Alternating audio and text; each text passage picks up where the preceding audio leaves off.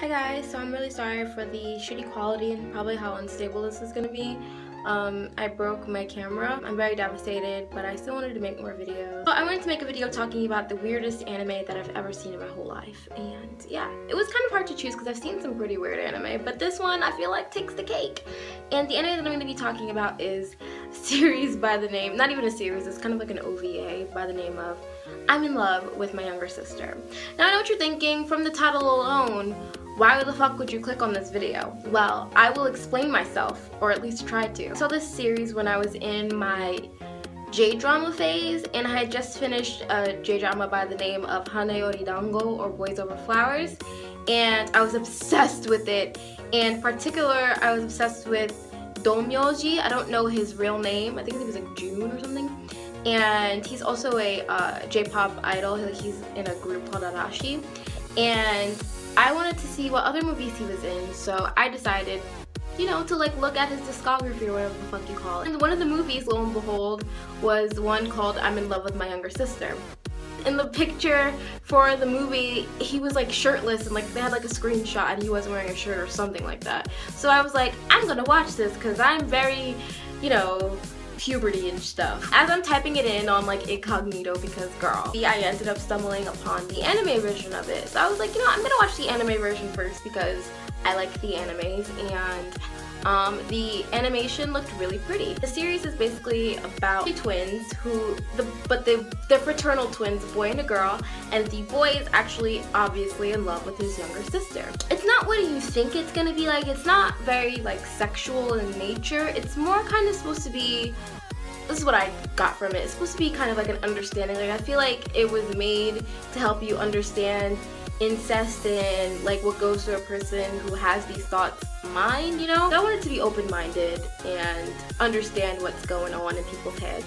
Honestly, in like the first half hour or however long the shit was, I think it's like an hour, I actually felt empathy and sympathy and all the these for this guy, because you could tell that he's really struggling with this because he doesn't want to be in love with his sister because he knows it's weird and it's immoral and disgusting. So he knows all of these things, but he just can't help it. Like it's just something that happens.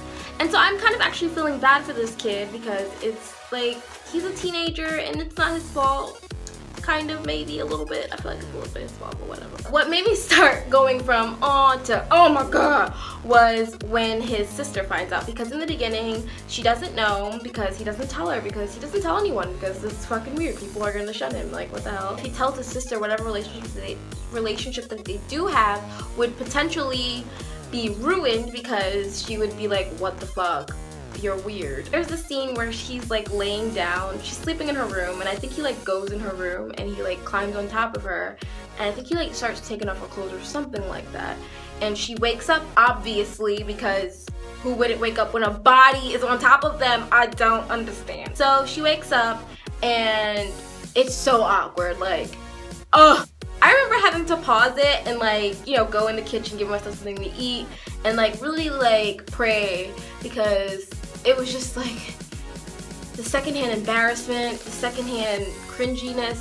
It was too much, girl. And you're kind of like, what is she gonna react to? Like he's like super scared and you're kind of super scared because you're like, oh my god. I think she actually said, I kind of like you too, or something like that. And I was just like, at first I was gonna be like, this is kind of like an interesting like take on incest and like all this other stuff. Like I was like, I'm gonna be cool with it. Like even though it's not my cup of tea, like do you boo, but do you and don't tell anybody else about it, girl. So there's a scene when they're in a church.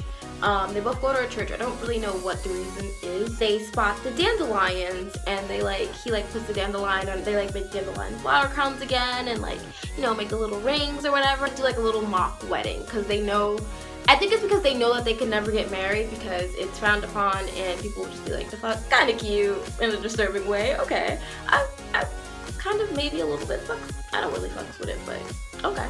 The scene that was just like, no, are you fucking serious? Nah. And they started fucking in the church. I mean, I guess I kind of get the imagery, like what better way to stick it to the man than by sticking it in your sister. Them fucking in the church, it just really crossed the line for me at that point, because I mean, I'm not really that much of a religious person, but I feel like even if you aren't religious, you should still respect other people's religions. So that really like fucked me up, and it was like to the point where I was just like, nah, this anime is not it. It's not it. I don't really know how it ended. I don't know if they ended up together or I kind of blocked it out of my mind, honestly. That was like my little video talking about the most weirdest anime that I've ever seen. What is the most disturbing anime that you've ever seen? Okay, leave it in the comments below. Bye.